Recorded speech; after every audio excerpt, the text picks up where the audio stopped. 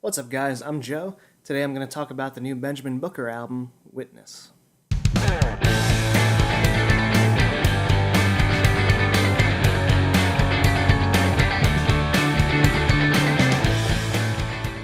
So this is the second studio album by Benjamin Booker. It's called Witness. The first one came out in 2014, and that was a really solid album. Very guitar heavy, blues and garage rock type of feel going on with that record, which I thought was really solid.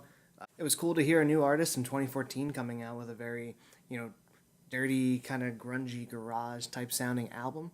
I thought that was awesome, so I was definitely excited to hear this one once it came out. And there's already a bit of a change of sound going on here that I was actually pleasantly surprised with. Um, there are a couple tracks that have that kind of garage rock type feel to it, but most of the songs see Booker really starting to focus more in on songwriting, rather than just, straightforward rockers. Big focus on melody here, big focus on different kinds of like instrumentation, which I found really interesting to listen to, and it turns out to be a really great album, really catchy.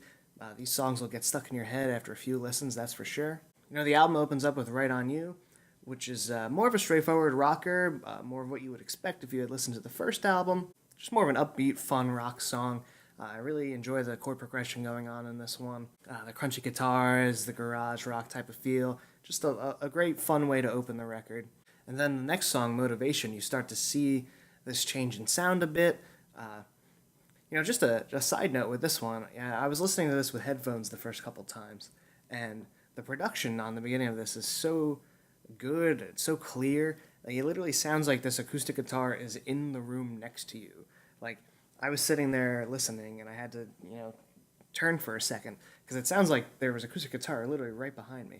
So that was kind of cool. And then it comes in with this really nice bass groove. That's something that's really prevalent on the album. You hear a lot of bass guitar, very groovy, very well thought out bass lines, which I enjoy. And also a sort of cinematic approach to some of these songs. There's a lot of strings going on, and it makes it sound very big and uplifting, a lot of the songs on this album. And that's what a lot of the lyrical content, for the most part, seems to be, going into this song Motivation. I need something to motivate me and to get me going, and the strings in the song, and the way it sounds kind of start to build you up that way and lead you to that. That's similar to the song Believe later in the album. Booker's saying, I just want to believe in something. It doesn't matter if it's good or bad, what it is, just something to hone in on and focus on. And it's another song with a very solid musical arrangement. It's got that cinematic feel again, that kind of awesome groove to it.